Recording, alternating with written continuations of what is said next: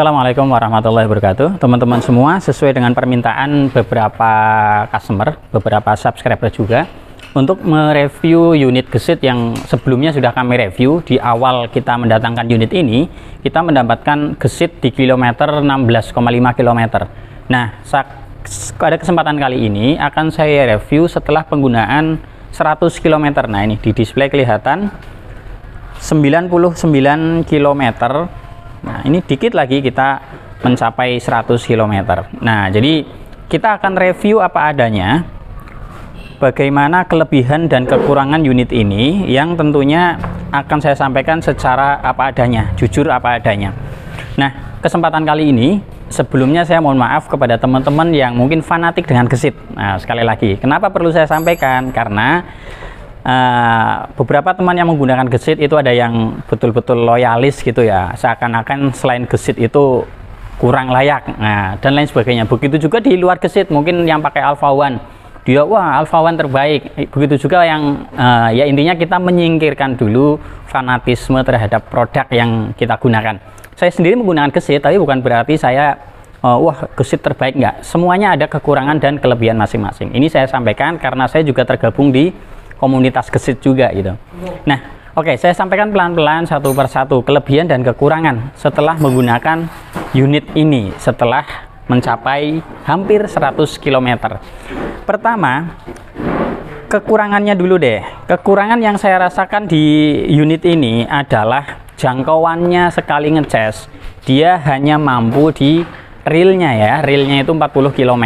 Jangkauan satu kali ngecas dengan baterai 72 volt 20 Ah itu hanya mampu menjangkau sekali lagi 40 km. Kalau berboncengan nggak sampai 40 km, hanya sekitar 35-an km. Dan itu pernah kita tes. Nah, ini karena memang baterainya cuma satu gitu ya. Kalau baterainya dua ya mungkin beda cerita. Dan ini teman-teman bisa menyimpulkan sendiri ya. Membeli unit dengan harga kurang lebih 28 juta, kemudian realitanya hanya bisa digunakan untuk jangkauan 40 km, kira-kira worth it atau enggak? Nah, teman-teman bisa menyimpulkan sendiri. Kalau bagi kami, kok kayaknya kemahalan. Nah, maka ini juga sekaligus konten saran dan kritik kepada gesit lah, kalau mungkin ada yang menyaksikan video ini. Maka, ada baiknya menjual unit ini satu paket aja lah sekalian dengan double baterai gitu. Karena kalau hanya satu baterai itu, aduh, nanggung banget. Apalagi kalau kita mau beli baterai tambahan, otomatis kita juga harus beli kabel belalai tambahan, dan kabel belalai tambahan itu juga membutuhkan skill teknis. Jadi andaikan ini dipegang oleh orang yang tidak begitu paham dengan kendaraan listrik, maka yang ada adalah keluhan dan keluhan gitu, terutama di masalah jangkauan. Kemudian berikutnya itu ya kekurangan lah, kekurangan yang lain yang kemudian saya rasakan ya, itu ada bunyi-bunyi aneh di bagian apa ini namanya, bagian depan ya, bagian komstir dan lain-lain, ada benturan. Apakah itu benturan soket dengan bodi, benturan soket dengan komstirnya, atau benturan kabel-kabel dan lain sebagainya yang kita sendiri belum bongkar. Dari awal kita belum kita bongkar, karena kita akan review apa adanya. Sekali lagi, bagi kami itu hal yang simpel. Bagi kami sebagai teknisi, menangani keluhan ini tuh simpel.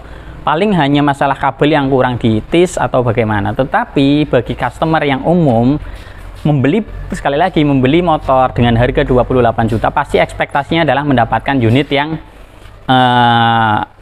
ya mendekati perfect lah ya, nggak perfect banget. Setidaknya minus-minus seperti tadi itu bisa dihindari.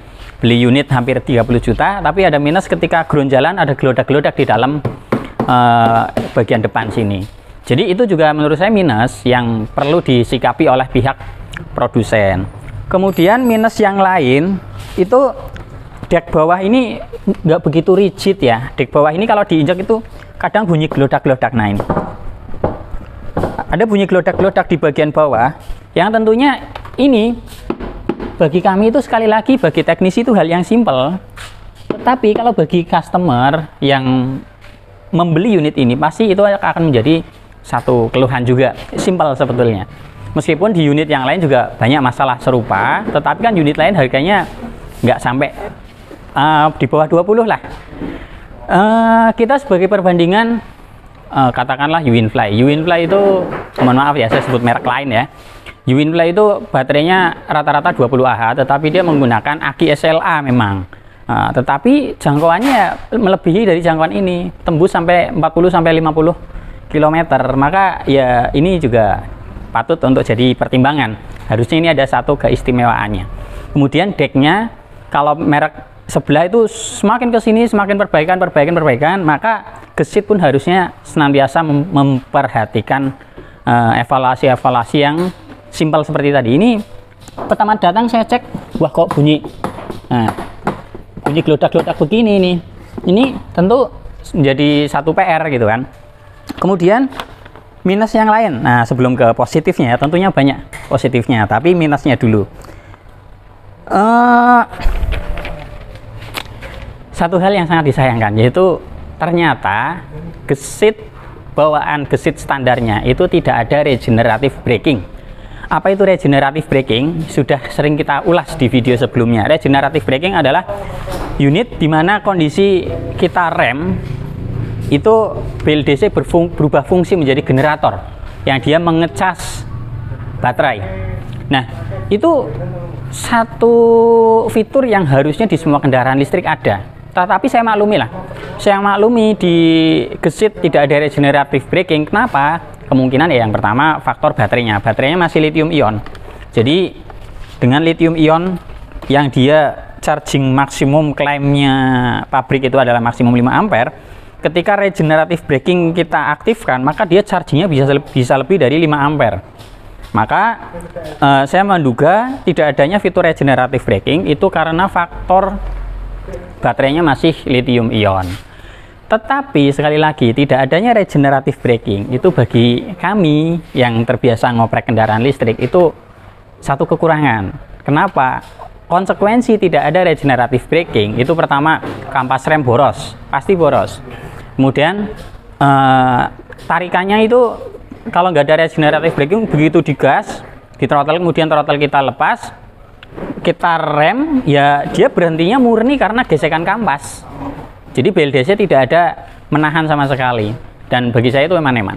Nah, maka nanti ke depan akan kita oprek unit ini, kita aktifkan regenerative brakingnya, tetapi sesuai dengan standar keamanan. Bagaimana caranya agar tetap ada regenerative braking? Itu mungkin nanti di akhir video saya tunjukkan. Kemudian plusnya deh. Nah, plusnya ya. Plusnya dari unit ini, nah ini yang perlu saya sampaikan. Plusnya yang pertama, chargernya bagus. Ini sudah pernah kita review khusus chargernya juga. Saya katakan bagus kenapa? Karena dia ada fitur fast charging dan slow charging. Ketika ini unit kita cas, kemudian defaultnya tanpa kita pencet-pencet apapun, kita hanya nyalakan tombol power, dia otomatis masuk mode ke fast charging. Ternyata misal kita mau parkir, mau nunut ngecas di warung yang wattnya kecil, nah, maka kita turunkan menjadi slow charging. Pencet sebentar saja, kemudian dilepas, dia akan menjadi slow charging.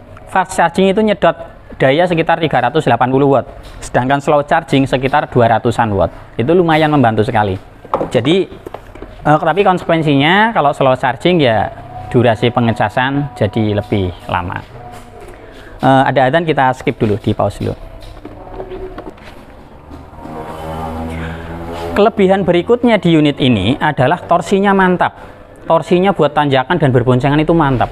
Kenapa? Karena dia menggunakan sistem belt, sistem mid drive. Dia motornya ada di tengah, kemudian dia menggunakan sistem belt. Nah, tetapi usia beltnya ini juga menjadi PR juga. Pasti beltnya akan menjadi jajanan rutin. Nah, ini kan beltnya ini kencang sekali dan memang harus kencang. Otomatis ini membuat efisiensinya sedikit loss. Nah, tetapi ya itu tadilah, lossnya itu berdampak ke baterai yang dia 72 volt 20 Ah hanya mampu sekitar 40 km. Kemudian positif berikutnya, kelebihan berikutnya itu yang saya perlu apresiasi adalah sepele banget tapi perlu saya apresiasi, itu bunyi di rating. Rating kanan dan rating kiri itu mengeluarkan bunyi.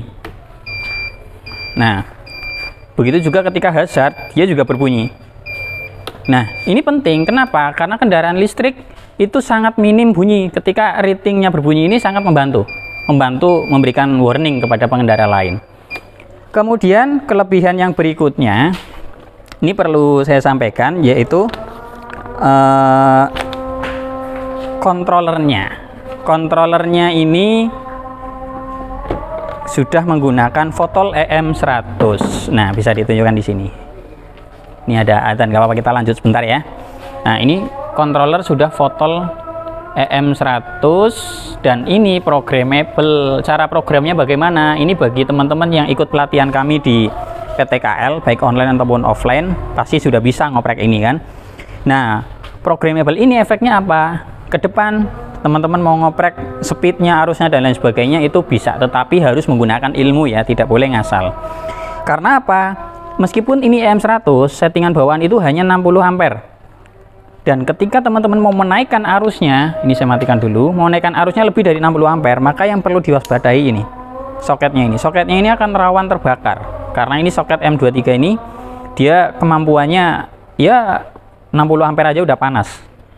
Jadi kalau teman-teman mau ngoprek ini, otomatis ngopreknya kalau naikkan arus otomatis harus menyesuaikan kabelnya. Tetapi kalau oprek yang lain itu nggak perlu tanpa ada perubahan soket. Nah, oprek yang lain itu apa? Ya, nanti ke depan akan kita buat konten juga lah ya, insya Allah kalau nanti sempat. Contoh oprek lain yang sudah saya mainkan di unit ini dan belum lama saya coba, tetapi efeknya menjadi jauh lebih nyaman. Apa itu? Kan tadi di awal saya menyampaikan, unit ini minusnya itu tidak ada regenerative braking. Nah, ini sudah saya aktifkan regenerative braking dan hanya 5%. Dan regenerative braking itu aktifnya kapan? Saya buat aktif ketika throttle dirilis. Contoh nih. Ini masih mode P, saya aktifkan. Ini unit sudah hidup. Kalau unit gesit yang masih aslinya, ketika di throttle kemudian dilepas throttle-nya, dia akan istilahnya apa ya, nggak ada pengereman sama sekali. Tapi ini, nah coba saya gas kemudian saya lepas throttle tanpa saya rem, saya gas, saya lepas throttle, dia langsung melakukan pengeremannya itu dari mana? Dari BLDC yang dia melakukan regenerative braking. Jadi itu sudah kami riset dan masih tahap aman, tidak lebih dari 5 ampere, dan tentu ini akan membuat rasanya semakin nyaman. Sekali lagi, regen brake-nya itu aktif ketika throttle dirilis, dilepas. Nah, tetapi yang perlu menjadi perhatian adalah beltnya, keawetan beltnya ke depan sering lebih gampang rusak atau tidak. Itu yang perlu kami uji coba lebih jauh.